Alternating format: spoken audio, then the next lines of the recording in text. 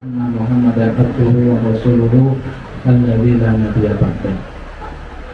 Qala Allah Ta'ala fi kitabihil karim ya ayyuhalladzina amanu taqullaha haqqa tuqatih wa la tamutunna illa wa antum muslimun.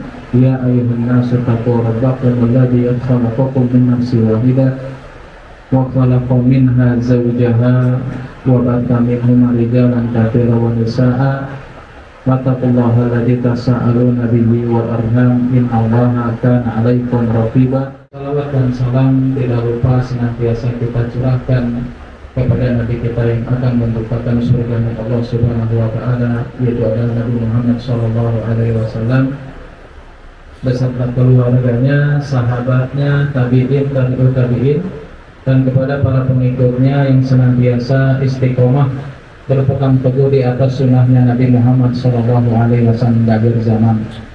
Dan kita bersaksi bahwasannya Muhammad adalah seorang Nabi dan Rasul utusan Allah Subhanahu Wa Taala. Alhamdulillah, kesempatan ini kita diberikan kemudahan oleh Allah Subhanahu Wa Taala sehingga bisa bertemu di tempat ini, ya. Dan kebetulan juga mungkin pada hari ini bisa dihadir ya oleh saudara kita yang baru pulang dari tanah suci, ya.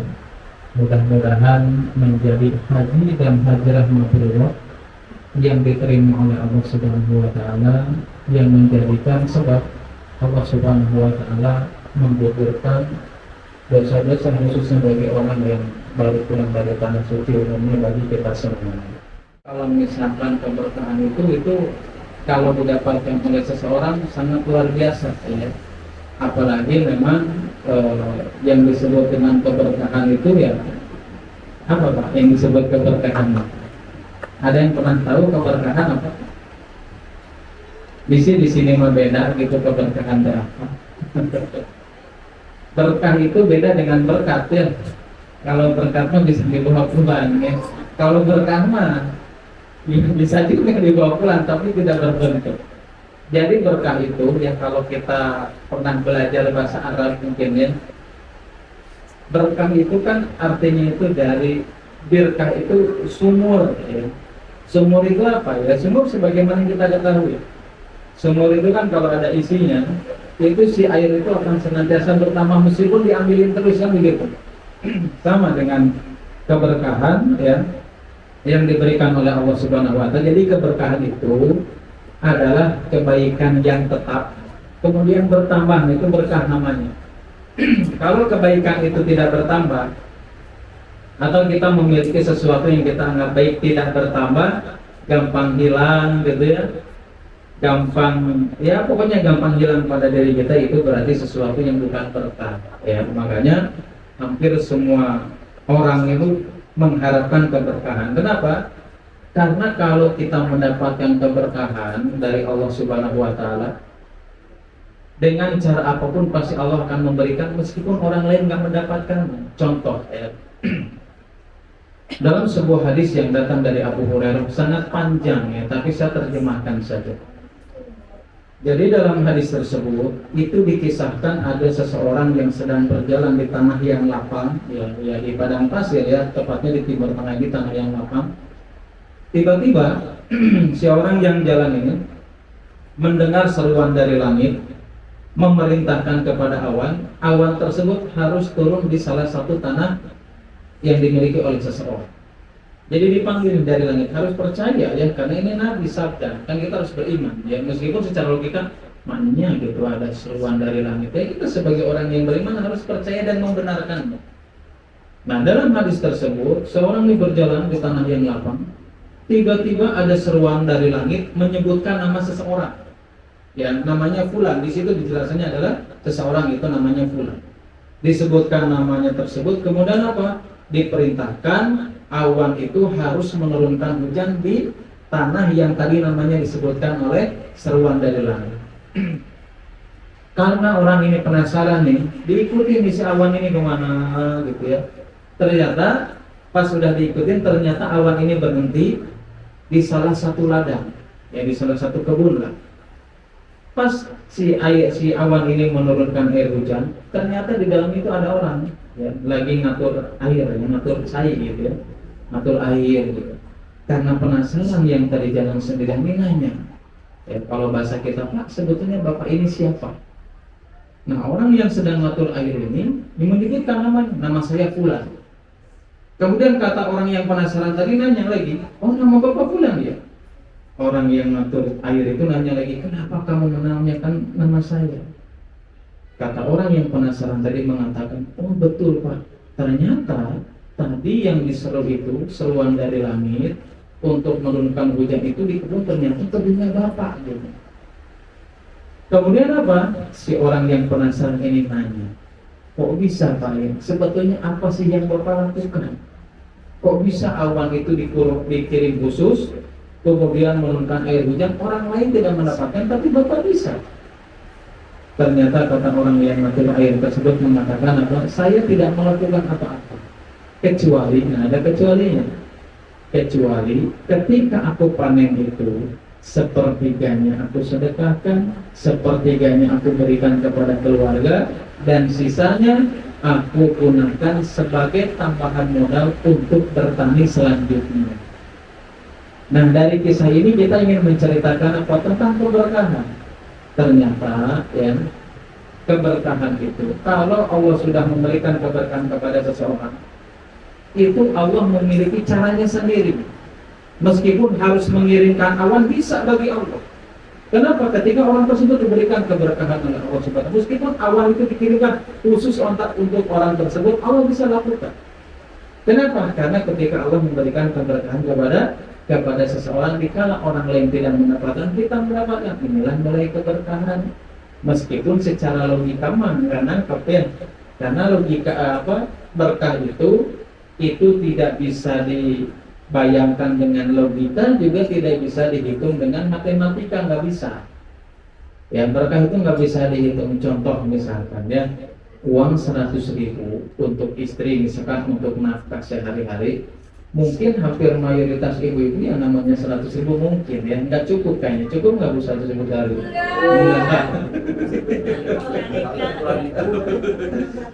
Bisa jadi nggak cukup.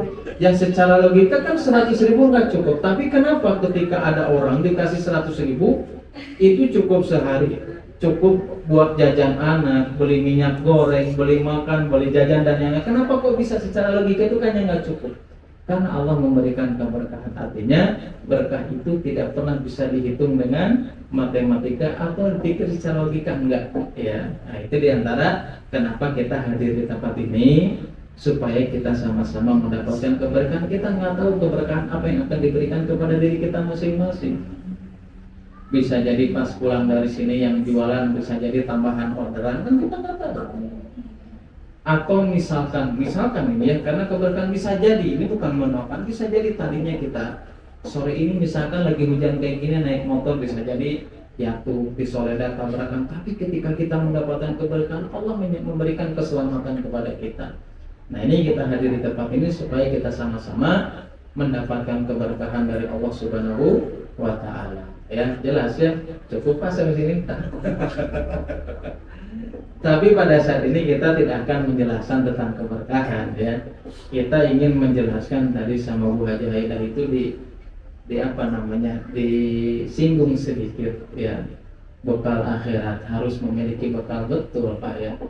Karena memang ya kalau kita berbicara bekal akhirat semuanya juga sudah tahu ya, pasti harus amalan soleh kan begitu. Harus amalan soleh, berbuat baik, tapi yang menjadi masalah itu bagaimana caranya supaya kita itu memiliki semangat untuk menyiapkan perbekalan. Ini yang sangat penting. Kadang orang tahu kita akan meninggal ya, kadang orang tahu juga kita akan dipanggil di hadapan Allah, tapi terkadang nggak mau mempersiapkan apa yang selama ini harus kita persiapkan, kan begitu. Ada sebuah ungkapan ya yang dijelaskan oleh ulama namanya Ad-Daqqaq ya.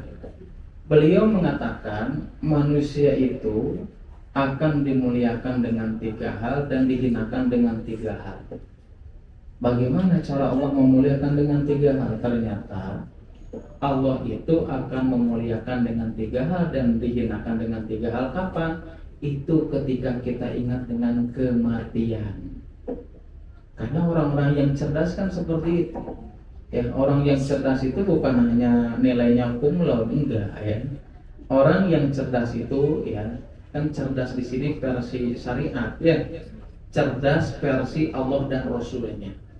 Kalau versi manusia mah belum tentu. Kita menurut orang Banjaran misalnya, orang Jangkuang cerdas, belum tentu menurut orang Buah Batu kan begitu ya.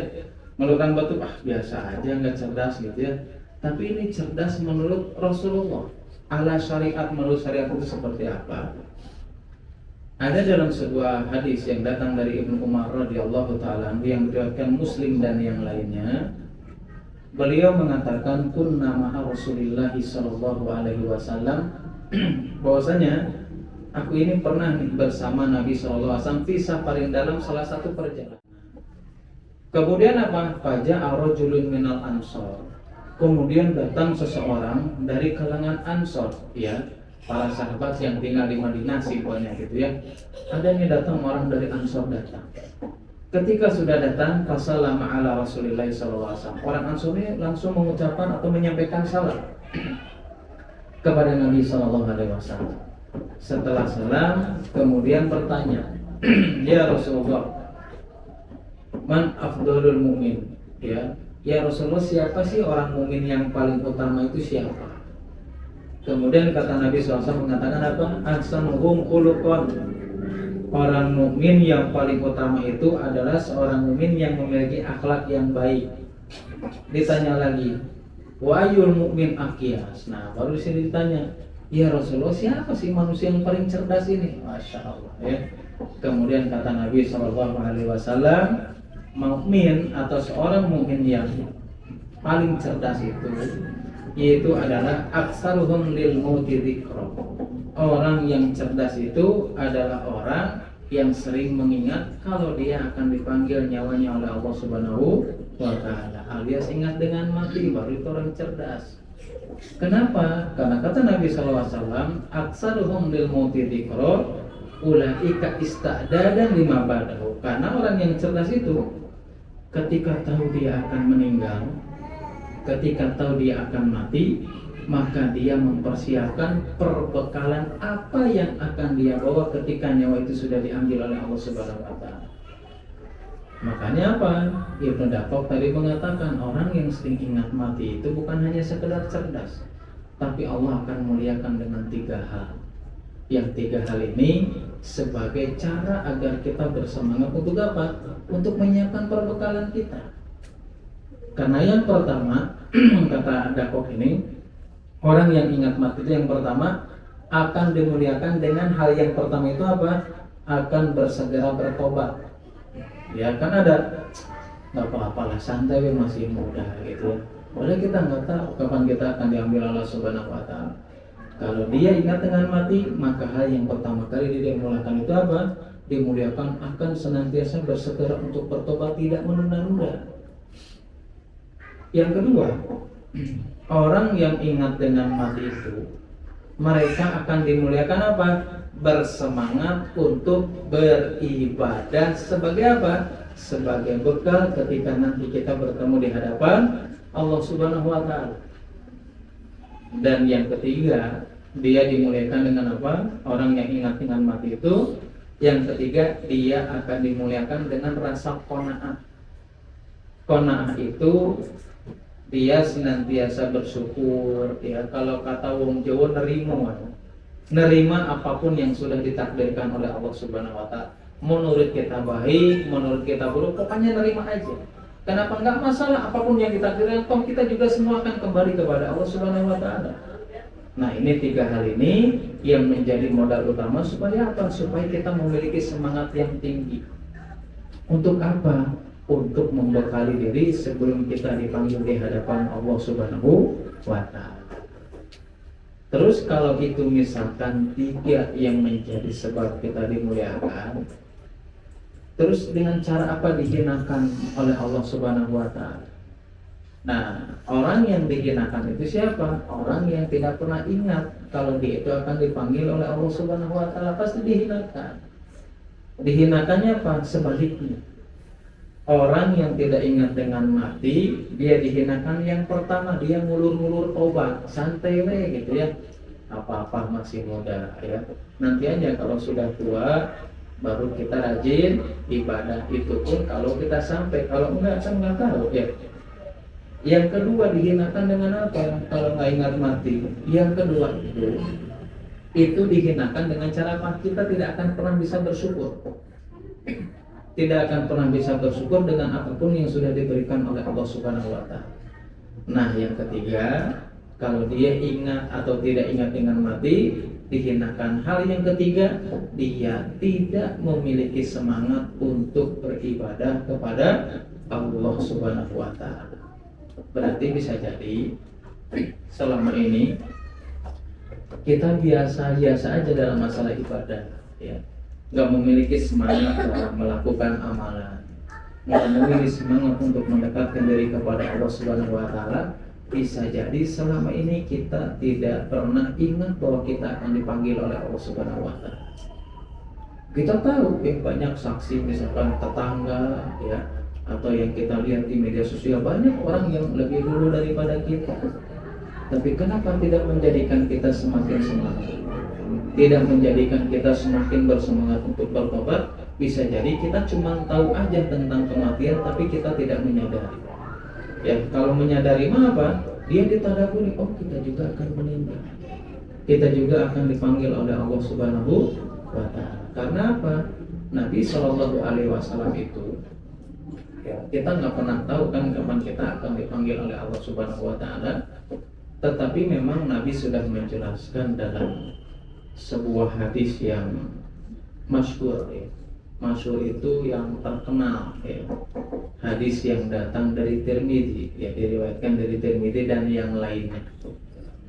Di situ Nabi Shallallahu Alaihi Wasallam menjelaskan a'maru ummati ma baina sitin ila sab'in wa aqalluhum ma yajuzu dzalik. Kata Nabi SAW mengatakan, umur umatku ini ya, kata Nabi SAW, itu tidak akan pernah lebih daripada 60 atau 70 tahun saja, enggak lebih daripada itu. Tapi kata Nabi SAW, kalau ada pun orang yang lebih umurnya daripada 60 atau 70 tahun, itu hanya sedikit saja. Tapi rata-rata apa? 60-70 tahun batasnya. Yang kurang dari 60 dan 70 banyak yang sudah meninggalkan begitu. Apalagi setahun atau 2 tahun ke belakang ya, pas Covid, pas Corona, banyak teman kita yang masih muda meninggal. Padahal ya kita tahu usianya masih muda. Tapi Nabi SAW mengatakan kepada kita, ya usianya umatku ini ya nggak akan lebih daripada itu.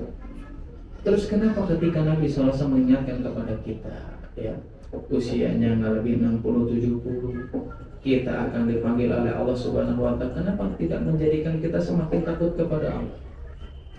Justru kenapa kita semakin malas untuk beribadah kepada Allah, padahal kita tahu umur kita terbatas. Kenapa? Yang menghalanginya diantaranya adalah ketika kita mendahulukan dunia daripada akhirat. Orang kalau fokusnya dunia, dia tidak akan pernah ingat dengan kematian. Makanya ada sebuah perkataan para ulama, Ar-Razi mengatakan rahimahullah ta'ala, dunia ini seperti apa? Seperti khamar. Khamar tahu khamar? Tahu ya? Tahu ya? Dunia ini seperti khamar, seperti minuman keras yang memabukkan. Artinya apa? Karena dunia ini seperti minuman keras yang memabukkan, orang nggak sadar kalau sudah mabuk dunia itu, nggak sadar, nggak ingat dengan dunia, nggak ingat dengan mati, pokoknya dunia dan dunia. Kemudian kata para ulama mengatakan, karena dunia ini seperti minuman yang memabukkan, itu tidak akan pernah menyadarkan seseorang kecuali kalau kematian sudah datang pada dunia, baru dia nyesal. Oh ini ternyata baru nyesal. Ya kita makanya ketika kita lebih mendahulukan dunia daripada akhirat, wajar. Kalau kita selama ini tidak pernah tidak pernah tersentuh, tidak pernah menjadi pelajaran ketika kita meninggal atau melihat orang yang lebih dulu dipanggil oleh Allah Subhanahu wa Ta'ala. Ya jangan pernah disangka gitu ya, karena kita masih muda, ya kan meninggal Allah Subhanahu wa Ta'ala itu, kita akan meninggal dengan berbagai cara yang sudah ditetapkan oleh Allah Subhanahu wa taala.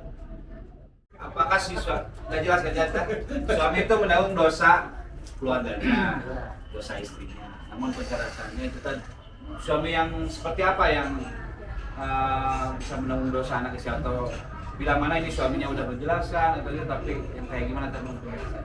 Oh, jadi suami yang menanggung dosa itu kan di akhirat katanya kita saling menyalahkan nanti tadi. Oh, betul.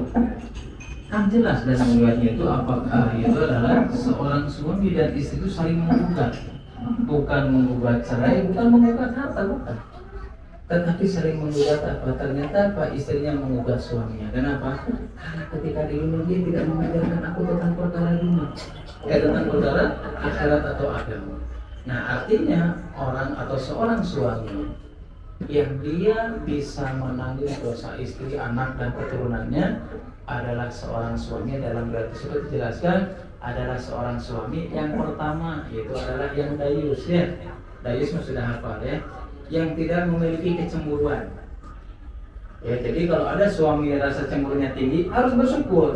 Berarti itu termasuk laki-laki pilihan Allah Subhanahu wa taala. Ya, jangan sampai si suaminya curhat ke temannya. Bisa lagi saya mau bau ya gitu. Harusnya bersyukur, ya. Kalau suami memiliki rasa cemburu itu diantara laki-laki pilihan Allah Subhanahu wa taala. Tapi cemburu di sini bukan hanya sekedar urusan cinta. Ya kan kita tahunya cemburu itu urusan cinta aja, bukan. Tetapi suami yang dayus itu, suami yang tidak memiliki rasa cemburu adalah suami yang dia merasa nyaman ketika keluarganya, baik istrinya, anaknya melakukan kemaksiatan dan dia biasa-biasa saja. Bahkan mendukung, bangga dengan istrinya yang bermaksiat. Ini laki-laki yang dayus, yang dia yang akan menanggung dosa istri, anak dan keturunan. Intinya apa? Yang dayus. Yang kedua adalah seorang suami apa? Yang dia tidak mengajarkan tentang kebaikan, karena akan digugat. Ya, ketika istrinya menggugat, istrinya dosa apa? Enggak dosa. Istrinya enggak dosa ketika dia tidak paham agama, karena suaminya enggak mengajarkan. Ya, makanya disinilah beratnya suami. Mungkin banyak kasus di antara kita juga gitu ya, masa lalu gitu, riba itu gitu ya. Ya, nanti kan tinggal kita lunasi dan tobati itu. Nah, kemudian ada juga bisa kasus kita kan berjalan itu tidak senantiasa sejalan dengan pasangan gitu, Ustaz ya. Jadi, ketika misalnya di rumah kita masih riba gitu, masih ada riba gitu ya. Nah, mana yang kita tahu nih bahwa misalnya ada ikhtiar, taruhlah dari pasangan kita itu yang masih ada riba segala macam. Mana yang lebih utama? Karena nafkah ini juga wajib gitu ya. Nah, jadi mana yang lebih baiknya gitu? Apakah tetap kita walaupun tahu gitu, atau jadi kurang lebih pertanyaannya itu gini. Anggap aja di rumah kita ya, yang mencarikan nafkah kepada kita itu melakukan riba, sedangkan kita butuh tapi kita menikmati dari situ, ya. Penjelasan para ulama dijelaskan, ada namanya Syekh Utsaimin rahimahullahu taala, ya. Beliau menjelaskan memang di sana ada perselisihan pendapat. Sebagian ulama secara mutlak maka keluarga betul-betul secara mutlak tidak boleh menikmati hukumnya Allah, ini sebagian ulama, ya. Nah, dijelaskan oleh Syekh Utsaimin, ketika misalkan kepala keluarga kita melakukan hal yang riba dan dia menafkahi kepada kita, maka kita mengambil hukum nafkah di situ. Artinya apa? Menurut Syekh Utsaimin ini mengambil hukum nafkah, kita keluarga tahu nih, misalkan kepala keluarganya melakukan riba, maka menurut pendapat Syekh Utsaimin dia boleh menikmatinya, tapi apa? Dengan dasar unsur nafkah, bukan mengambil secara langsung yang kita lakukan secara ke bank dan yang lainnya, ya. Tapi kita ngambil dari suaminya itu sebagai unsur nafkah. Ini dibolehkan kata Syekh Utsaimin. Tapi kalau seandainya kata Syekh Utsaimin, kalau seandainya bisa kita mengusahakan mencari anggapannya karena suami memang nggak bisa ninggalin itu. Kemudian kita bisa mengusahakan untuk menafkahkan diri kita sendiri atau menafkahi diri kita sendiri dengan cara yang lain yang diberikan suami, maka ini lebih utama. Tidak mendapatkan dari suami yang memang dihasilkan dari sesuatu yang riba. Tapi kalau misalkan tidak sanggup, ya Ustaz nggak sanggup saya dengan kemampuan perempuan dan yang lainnya, usaha juga lagi sulit dan yang lain, Allah harus nafkahi oleh seorang suami atau kepala keluarga, maka mendapat selesai boleh, tetapi kita apa? Meniakan mengambil nafkahnya, tidak mengambil secara langsung alias ikut bergelut dalam dunia itu boleh.